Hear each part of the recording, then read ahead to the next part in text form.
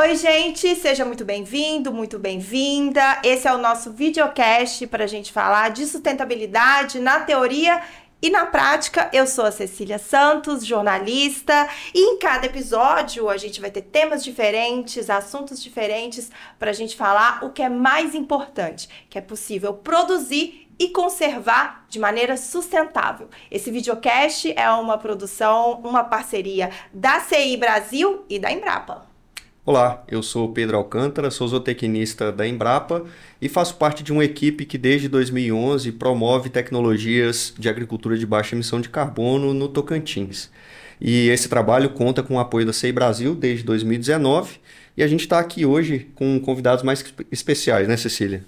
Exatamente, vou pegar minha colinha. Nesse segundo episódio, a gente continua falando da Fazenda Morro Branco. Eu tô aqui com o Murilo Sharp, ele que é produtor rural, ambientalista e proprietário da fazenda. Bem-vindo de novo. Obrigado, Cecília. Com o Marcelo Prado Dias, ele que é sócio operacional da Fazenda Morro Branco. Obrigado, Cecília. E com o Carlos André, engenheiro agrônomo e técnico multiplicador do programa ABC Corte da Embrapa. Obrigado. E se você não assistiu o nosso primeiro episódio, não tem problema, você pode, ele está disponibilizado na descrição desse vídeo, você vai lá, assiste, a gente conversa sobre o início da fazenda, a gente falou sobre como que se deu essa implantação de todo esse processo, dessa transição da pecuária extensiva para uma pecuária intensiva, com o apoio da Embrapa, e agora a gente continua esse assunto, né, Pedro?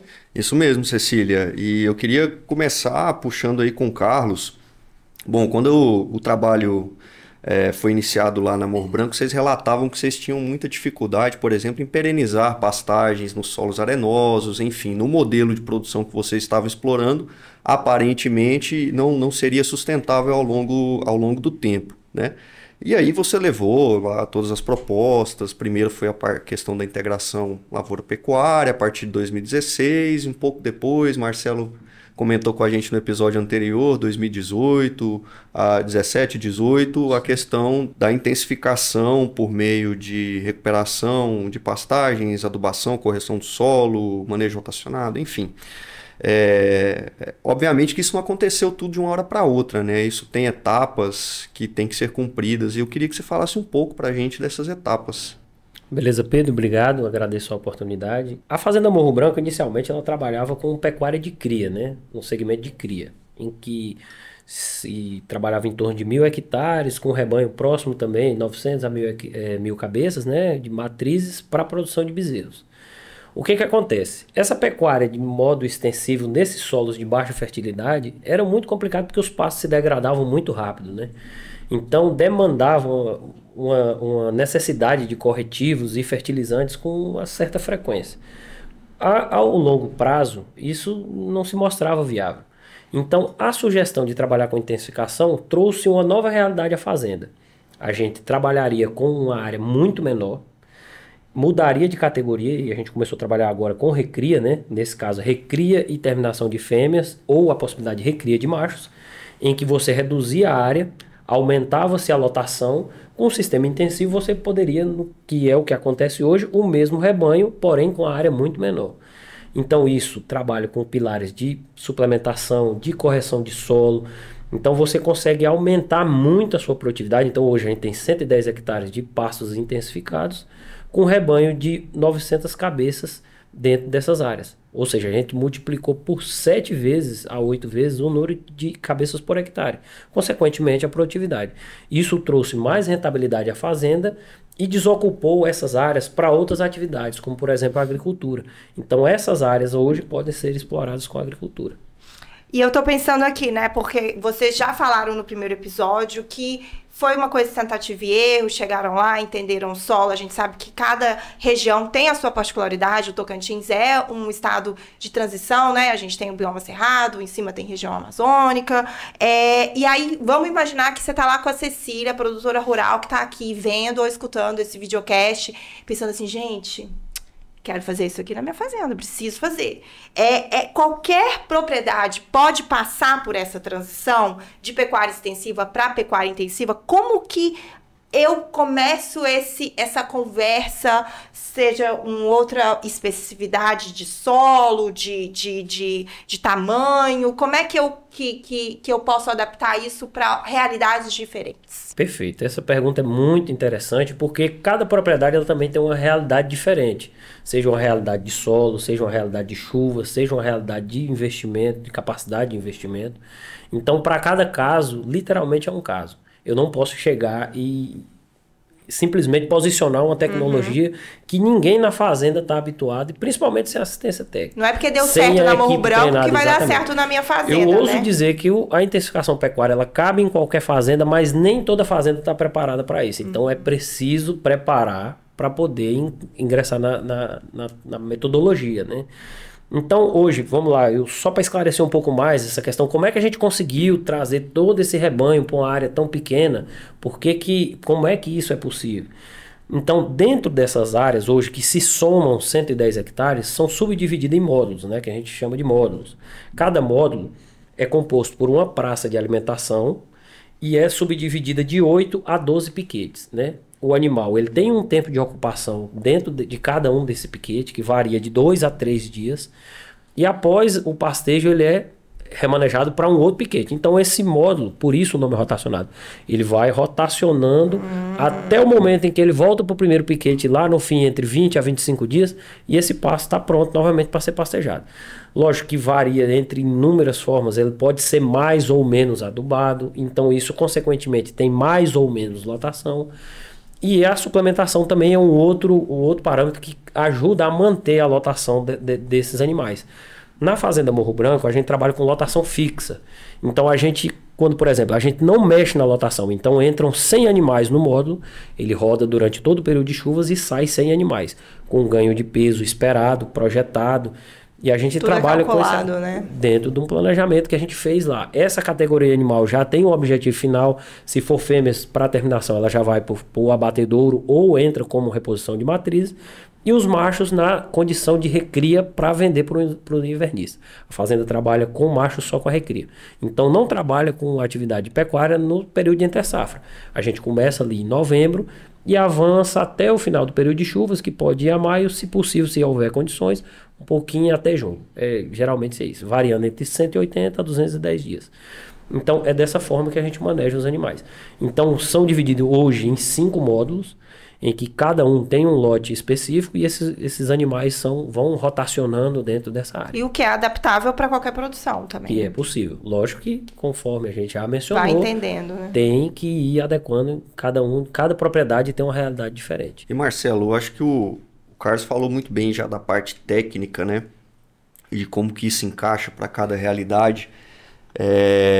Eu queria que você puxasse a conversa um pouco mais para a gestão, as técnicas de gestão. Se elas são importantes, se a gente precisa de fato ter um acompanhamento. Você citou vários indicadores no episódio anterior, produtividades entre 40 até 50 arrobas por hectare que vocês já conseguiram, margens também interessantes.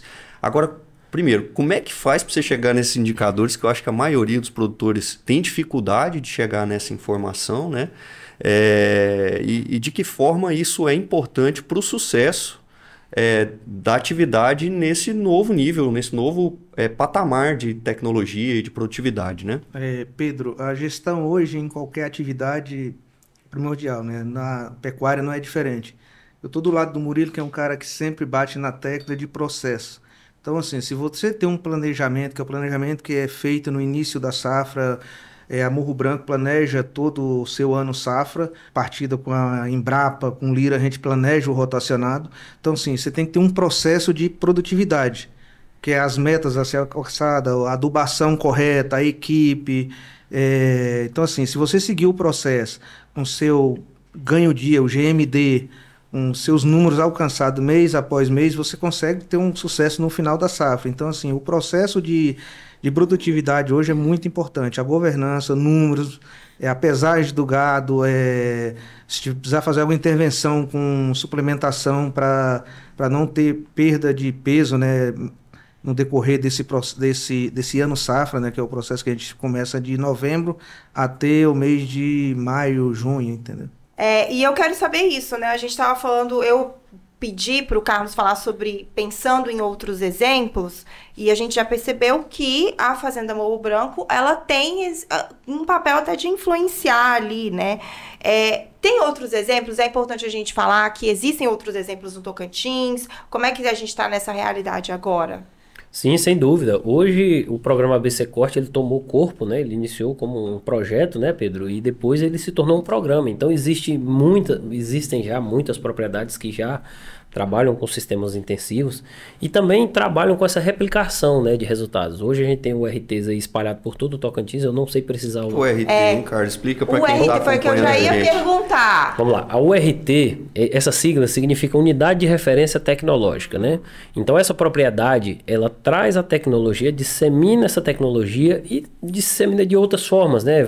Promove dias de campo, traz produtores para conhecer essas tecnologias e essas tecnologias atingem lá o público-alvo, que são produtores rurais, técnicos também, que podem vir a fazer parte do projeto e do programa, nesse caso, e também aplicar essas tecnologias dentro das suas propriedades.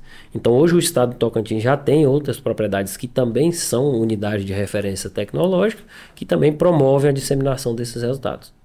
E vocês lá na fazenda já sentem que também influenciaram a região, o entorno? Vocês sentem, Marcelo e Murilo, como é que tá ali, assim, vocês conseguem transmitir isso? Alguém falou, opa, vou também tentar, alguém que já buscou, como é que é essa relação com quem está perto de vocês? Sim, já tem algumas propriedades na região que já tem plano de implantar, mesmo que não é um sistema tão intensivo quanto o da Morro Branco, mas já melhorou a adubação de sua pastagem, né?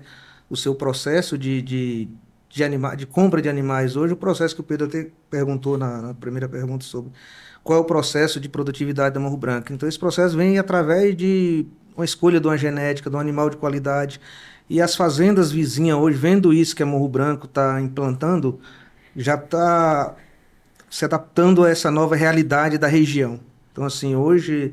muitos produtores visitam a Fazenda Morro Branco, quase todo mês 2, 3 visitas na Fazenda Morro Branco para ver o que a gente está implantando. Então eu acredito que está influenciando bastante gente na região. Vocês iniciaram ali a pecuária de vocês na fazenda em 2014, isso foi evoluindo, né? Nós estamos em 2024, são 10 anos, né? Talvez seja até um marco aí para Morro Branco nesse novo momento da gestão dela. E então vocês já passaram por alguns momentos do famoso ciclo pecuário, né? Que afeta a todos os que estão envolvidos nessa atividade. E como é que fica a questão dessa exploração mais intensiva nesses diferentes momentos do ciclo? Ou seja, você tem momentos em que você vai pegar valorização de arroba e você tem momento que vai pegar arroba em baixa, como a gente experimentou principalmente na última safra, né? Como é que fica essa dinâmica? Tem como seguir na produtividade, como seguir na atividade mesmo nesses momentos de baixa do ciclo? Pedro, para ser muito sincero, eu me sinto, apesar da gente já estar há um tempo nessa atividade, considerando o tamanho do ciclo, a gente já pegou 3 ciclos, né? 2. 2 ciclos, exatamente. Eu ia falar 2 para 3, exatamente. 3, então, iniciando o terceiro. Então, assim, eu não me sinto, na verdade, assim, muito confortável de opinar muito sobre isso, mas o fato é que, assim, pelo que eu já pude perceber, né, nesses 2 para 3 ciclos aí que a gente encarou, é que, independente do nível de tecnificação que você usa, independente, assim, você vai ser desafiado pelo ciclo pecuário e que, aliás, não é um privilégio nosso, né? No mundo inteiro você tem, onde tem pecuária, nos Estados Unidos, na Austrália, você tem a mesma situação de ciclo pecuário, né? Que basicamente é essa questão de você, quando começa a sobrar muita fêmea, tem muito bezerro, o bezerro começa a ficar barato, aí o pessoal começa a não fechar as contas, começa a ter um descarte de fêmea maior, e aí começa a ter menos bezerro, o bezerro começa a subir de preço e assim vai. Então você tem momentos, em função dessa dinâmica, né, da retenção ou do descarte de fêmea, você tem ao longo do tempo essa dinâmica do ciclo pecuário, né? Então assim, você vai ser desafiado, a menos que você... Eu considero que a gente é bastante bem planejado e cauteloso. Mas assim, ainda assim a gente tem uma redução grande da rentabilidade e, como foi esse último ano agora, até prejuízo, né? Porque, infelizmente, esse ciclo pecuário aconteceu no momento que os insumos, quando a safra começou, os insumos estavam super caros, e aí, nesse sentido, essas tecnologias mais intensificadas são até assim, mais desafiadoras, porque justamente como elas têm muito mais insumo, maior, né? Você tem muito mais desembolso, você tem que comprar muito mais insumo, né, e ração e tal. Então, a gente teve, a gente comprou os animais, como o Carlos falou, que de fato é uma parte importante do custo. A gente comprou os animais caros, a gente comprou ureia, enfim, milho, os insumos caros, e quando a gente chegou no final da safra, isso tudo tinha despencado de preço, né? Então foi um ano muito desafiador, não foi só para a gente, foi, de um modo geral, na pecuária foi um ano que o pessoal teve bastante prejuízo, nós também. Então eu acho que assim, o meu recado é mais, pelo que eu pude perceber até agora, assim, é a formiga e a cigarra. Então, nos anos bons, você tem que guardar fôlego, né? Fazer um colchão ali para aguentar os anos ruins, porque os anos ruins vão vir, né? Então, assim, na média, a coisa funciona bem e dá uma rentabilidade adequada, mas você tem que estar preparado porque os anos ruins vão aparecer. E essa rentabilidade, ela já possibilitou para vocês pagar o investimento que vocês fizeram em pecuária intensiva ou parte dele? Quanto tempo, nas estimativas de vocês, demora para retornar esse investimento? Eu acho que é super rápido, porque como eu falei, a questão é mais uma questão de fluxo de caixa do que de investimento imobilizado, vamos chamar assim. Então, porque o investimento imobilizado não é alto, né? É divisão de pasto, a implantação do pasto fica um pouco mais caro de fato, né? Mas se você já tem pasto, às vezes você pode, né, recuperar, dependendo da qualidade do stand de plantas, enfim, da qualidade do seu pasto, você pode melhorar o pasto sem ter que gastar de novo para fazer um pasto novo. Mas, enfim, tem esse custo de implantação maior na largada, mas que também não é absurdo. E já o custo a coisa se torna capital intensivo no momento do operacional, né? Que você tem que comprar de animal todo ano. Que aí você compra, você tem muito menos área, você bota muito mais animal, então você tem que alocar muito mais capital para isso, ainda que existam linhas de crédito bastante interessantes. Esse aí é um tema para um outro podcast. Então, e aí tem o custo de correção, não sei o que. Então, assim, mas vamos chamar assim, o investimento fixo, você, sei lá, em 2 anos você paga. É uma coisa absolutamente rápida, entendeu? E vocês estavam falando, né, Murilo, falando desse fluxo todo e dessa importância de pensar que, né, vão ter momentos muito bons e momentos um pouco mais difíceis, que eu acredito que isso já é uma coisa comum dentro de quem trabalha com a pecuária, mas eu quero saber de você, Marcelo, assim, né, vocês entraram ali em 2016, vocês estavam preparados para ter esses altos e baixos? Era algo que estava no planejamento de vocês? Vocês já estavam assim, não, vamos ver, talvez não seja tão bom, talvez a gente tenha alguns desafios. Como é que era o planejamento ali no início? Em 2016, o planejamento inicial era abrir área, né? Converter a área com a pecuária extensiva. Então, assim, a gente começou a fazer o trabalho que foi planejado desde São Paulo, quando eu vim de São Paulo, e a partir do início de 2016, quando eu conheci o Pedro, a gente começou a tecnificar um pouco mais a pastagem pecuária.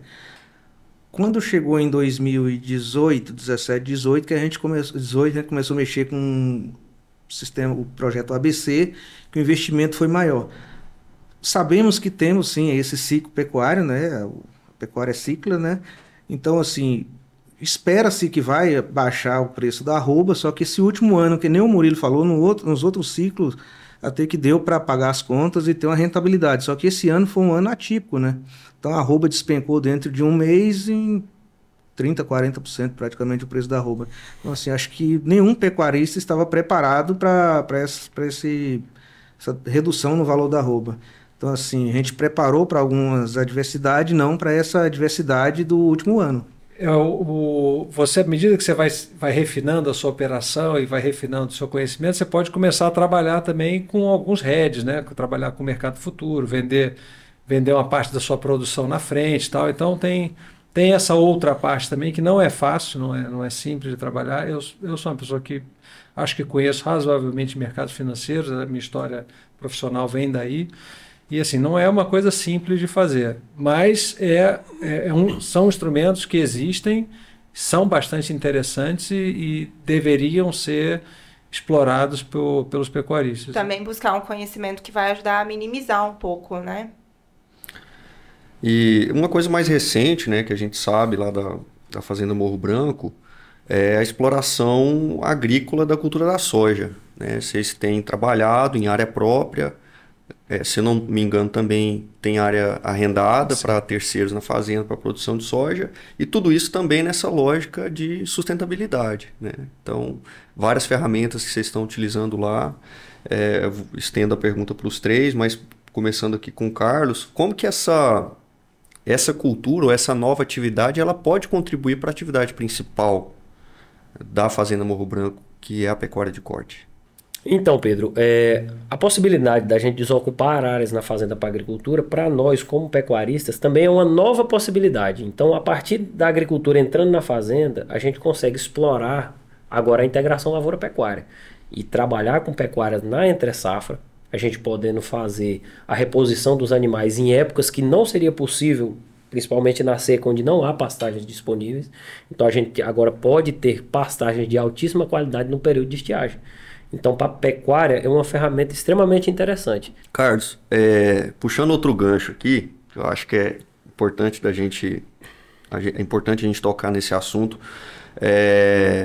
Muitos produtores eles têm a ideia de que a sustentabilidade é uma questão meramente ambiental. E a gente sabe que a sustentabilidade ela tem um tripé aí composto pela questão ambiental, pela questão econômica e pela questão social, certo? Então, como que você enxerga hoje essa questão da sustentabilidade dentro da atividade agropecuária? Isso vem para trazer um custo a mais para o produtor? Ou isso vem para auxiliá-lo no desenvolvimento da sua atividade? Como é que você enxerga esse ponto aí? Vamos lá. Essa questão de sustentabilidade, ela imediatamente ela está voltada à atividade e pensa mais no meio ambiente. Só que a sustentabilidade ela trabalha o tripé econômico, né? Então não é só sustentabilidade ambiental e preservação de todos aqueles parâmetros que se pensam inicialmente. É necessário entender que tem que ser tomado práticas conservacionistas para que haja sustentabilidade na atividade econômica. Então, se eu não trabalhar plantio direto, se eu não trabalhar conservação de solo, a minha atividade agrícola, por exemplo, ela vai ser desencadeada com problemas de praga, problema de doença, problema de perda de solo. Então, hoje isso não é mais uma premissa, isso é uma obrigação. Se não houver o entendimento da sustentabilidade no negócio, o negócio vai chegar ao fim. Porque não é possível mais você pensar em grandes produtividades e longevidade na atividade se não tiver sistemas de conservações. Desde conservação de solos. O solo é um grande patrimônio. Exatamente, e talvez o patrimônio mais caro que se tem na atividade econômica rural. Porque adquirir terras como era antigamente, isso não existe mais. O preço da terra subiu, então isso nos obriga a crescer verticalmente. E a gente só consegue fazendo isso com práticas conservadoras. Produzir de forma sustentável não é gastar mais para produzir, mas produzir de maneira correta e garantir que as próximas gerações também vão ter a possibilidade de produzir na mesma área, né? Maravilha. Porque eu fico pensando muito assim, né? Que às vezes o produtor, ele pensa que tecnologia é uma tecnologia física, ela é um equipamento, ela é um gasto. E muitas vezes é um conhecimento mesmo, né? Processo. A gente está falando do processo, isso é importante desmistificar. Que não necessariamente ele vai falar assim, nossa, eu vou gastar muito aqui, porque eu vou ter que mudar isso, comprar uma máquina, tarará. Mas não, é entender como ele pode usar o que ele tem, né, o conhecimento da Embrapa, dos extensionistas todos, para poder falar, olha, isso aqui dá para a gente casar tudo, né? Dá para fazer direito. É um processo muito dinâmico, né? O solo em si, que talvez seja o nosso grande objetivo, ele é um processo muito dinâmico, ele é formado por fatores bióticos e abióticos, né? E tem toda a biosfera lá dentro que a gente tenta trabalhar e explorar.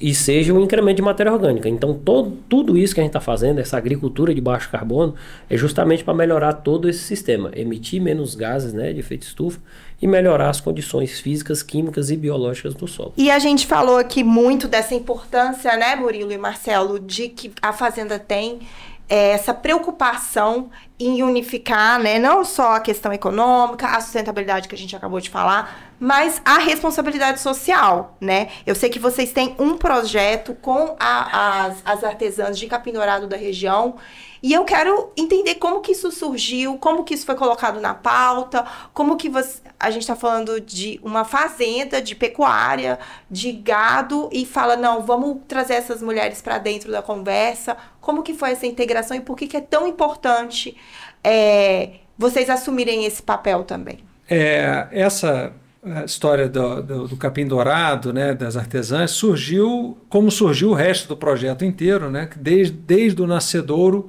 a gente falou, vamos fazer um projeto que contemple esses 3 pilares, né? O econômico, o ambiental e o social.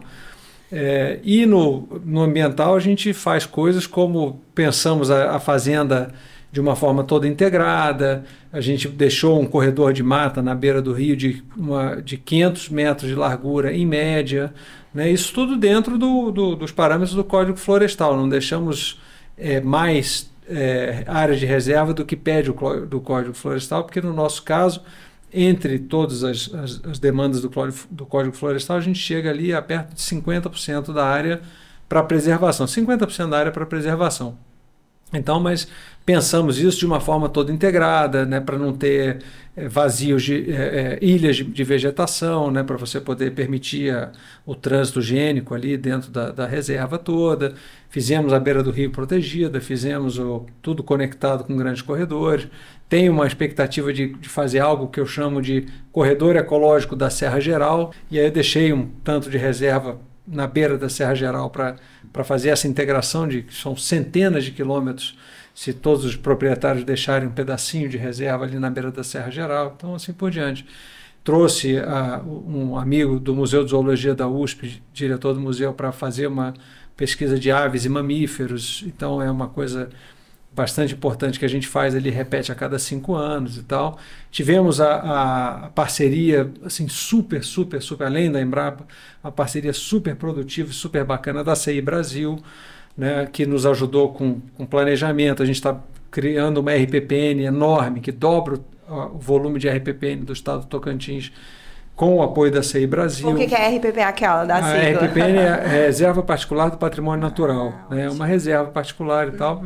E a que a gente está planejando lá na fazenda, ela literalmente dobra o volume de RPPN no estado do Tocantins. E assim por diante. Fizemos um manejo integrado do fogo, por exemplo. Eu não deixava pegar fogo na fazenda, tive que entender que o fogo era parte, mas não esse fogo que a gente conhece, que é um desastre, mas o fogo certo do Cerrado, e a CI Brasil me ajudou nisso. E aí, então, assim, toda essa parte ambiental, eu tenho a pretensão de que a Morro Branco seja um hub de pesquisa ali, então a gente já fez algumas pesquisas e já tivemos alguns papers que nasceram a partir das pesquisas feitas dentro da Morro Branco. E na parte ambiental, o Capim Dourado, que assim, a gente quer ter uma ambiental, não social, a gente quer ter um impacto social aqui na comunidade. A gente, além de obviamente, um impacto social dentro de casa, né, de emprego, de respeito à legislação, de cuidado com as pessoas que trabalham com a gente, né, que os nossos colaboradores, um impacto social na comunidade. E o Capim Dourado cresce cresce na fazenda, né, em vastas extensões dentro da fazenda, nas veredas e tal, e o município da fazenda tem uma associação, que é a Associação Dourada, né? Fazendo um jabazinho aqui, Capim Dourado NJ no Instagram, vale a pena quem puder entrar lá e seguir, mas é uma associação de artesãs, né? Assim, 99% são mulheres. Na verdade, tem os maridos dessas mulheres que são os coletores de um modo geral, né? Tem toda uma legislação no estado do Tocantins em torno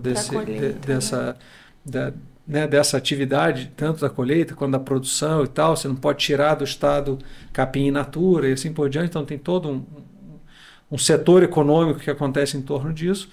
E a gente falou, bom, vamos então apoiar essas artesãs e ajudá-las a progredir dentro da atividade de capim dourado e outras fibras, né? Outros artesanatos, outras fibras, e assim nasceu. Então a gente coordena a colheita com elas, a colheita no início era feita de uma forma muito que não atendia o que precisava ser feito, então elas levavam as flores do capim dourado embora, que é onde tem as sementes. Depois o Sebrae veio, ajudou com pesquisa, inclusive, do pessoal da UNB. Então começou-se a entender o que precisava ser feito, deixar as sementes ali, mas aí elas coletavam a semente toda, coletavam tudo, depois tiravam a semente, depois, enfim, tinham que voltar espalhando, né? Aí não voltava espalhando. Então todo ano, Marcelo acompanha a colheita, né? A prefeitura ajuda, a gente acompanha a colheita, a gente criou uma loja para elas na cidade, lá em Novo Jardim, e fez esse Instagram para elas, a gente leva elas para as feiras que o governo do estado proporciona, e assim vai. E o grande desafio é você dar autonomia para elas e elas quererem ir para frente por conta própria. Esse é um grande desafio. Assim, é o maior desafio que a gente enfrenta. É isso. São pessoas fantásticas. Hoje em dia são amigas que eu tenho aqui no Tocantins e quero muito bem a todas elas. E às vezes é difícil. Às vezes é bem difícil você conseguir botar essa fagulha de querer ir atrás, de querer construir, de querer porque progredir. Não é só o processo artesanal que elas têm que fazer, né? Elas têm que também ter ali uma independência de entender como que funciona o negócio, pensar que é uma venda, tem que vender, ir para a feira, comercializar, exato. Colocar preço no produto, né? Exato. Mas é importante porque empodera um ciclo de mulheres e de famílias, né? Que estão ali na região, que com certeza dá um gás gigante, né? Super importante. É um trabalho muito bonito, viu, Cecília, de conhecer. Acho que a fazenda tá sempre aberta. Acho que fala claro. Aqui em nome do Murilo e do Marcelo, né? Para quem quiser conhecer. E muito, muito legal mesmo.